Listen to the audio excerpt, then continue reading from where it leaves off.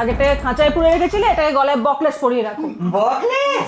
হ্যাঁ, হাড়ের কথা হচ্ছে? ওরে মূর্খ, বকলেস মানে হচ্ছে কুকুরের গলার হার, আর নেকলেস মানে হচ্ছে মহিলাদের গলার হার। আর হিম কর একটা ঘটনা ঘটে গেছে বেবি, ওটা বলতেই তো তোমাকে ছুটে এলাম, কিন্তু গোপন দাদা শুরু করলো না। এই যে ম্যাডাম, আমার নাম গোপেন্দ্রনাথ এবং পদবী হচ্ছে গিয়ে দত্ত। আজ থেকে ওটা পাল্টে গেল। আজ থেকে আপনার নাম যতদোষ নন্দঘোষ।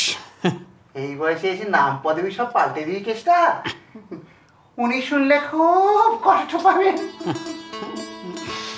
হ্যাঁ, তার উপর প্রচুর খরচা। আবার শুরু হয়ে গেল বেবি। হ্যাঁ, খরচা তো ওনার হবে, তুমি কেন বদার্ড হচ্ছ? কিপটেমের একটা লিমিট থাকে।